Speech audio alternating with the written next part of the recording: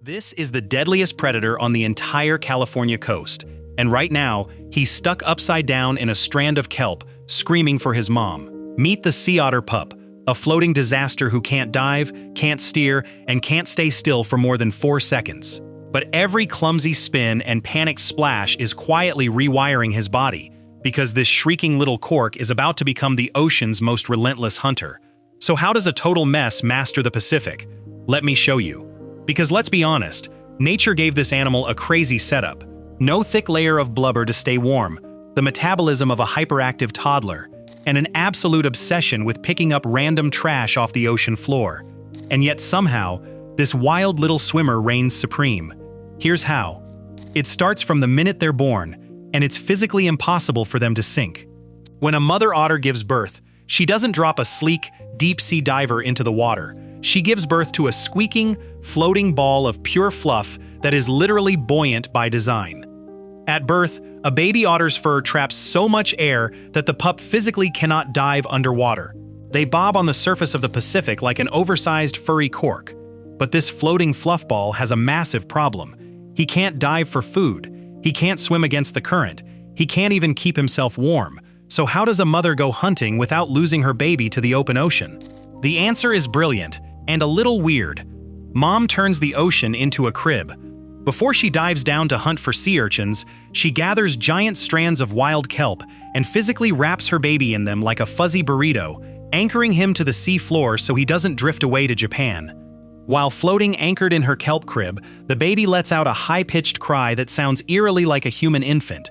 It carries over crashing waves so mom can track him down. And when she returns, the real maintenance begins. She spends hours licking, grooming, and literally blowing warm air directly into his fur. She isn't just cuddling, she is manually filling his built-in life jacket.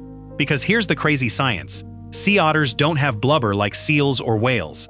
Instead, they rely on the densest fur in the entire animal kingdom, up to 1 million hairs per square inch.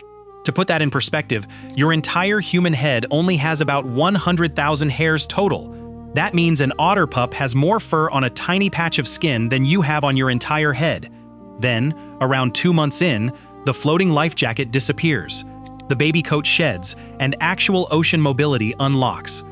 Here we go. This is the moment you actually clicked for. Around 8 weeks in, all hell breaks loose. Between 2 and 4 months, otter pups have to learn how to actually dive and hunt. Their paws are clumsy, their coordination is a disaster. Their sense of direction barely exists. The result? Pure, unfiltered chaos. Underwater backflips, spinning in circles, chasing their own tails, and grabbing anything on the seafloor that looks interesting. Shells, smooth rocks, crab claws, seaweed. If it fits in those tiny paws, it becomes a high-speed toy. But here's the thing. Evolution built them for this. All that chaotic wrestling, spinning, and diving, it's burning energy at 3 times the rate of a normal mammal. To fuel that internal engine, an otter has to eat up to 25% of its body weight every single day. That's like a human eating 50 pizzas before bedtime just to stay warm. Because all that underwater tumbling was building up to something incredible, and it's about to unlock the coolest built-in tool in the entire animal kingdom. It's called a pocket. Sea otters have loose folds of skin under their forelegs that form a natural built-in pouch. They use these pockets to store food during deep dives so their paws stay free. But it gets weirder. Almost every otter selects a favorite rock off the ocean floor, tucks it into their pocket, and keeps it to smash open stubborn clams like a hammer. Which brings us to the ultimate test of an otter's life. The moment that floating toddler has to become a master hunter. Around 6 months old, the endless play wrestling and rock smashing lessons pay off.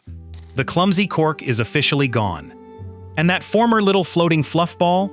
He's now an agile, lightning-fast underwater hunter, cracking open shellfish on his belly, doing backflips through kelp forests, and dominating the coast.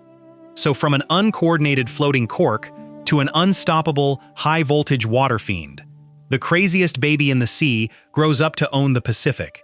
Not bad for a little guy who couldn't even sink. Now, if you think otters are pure chaos, you have not seen what happens when a pack of wolf pups steps out of the den for the first time.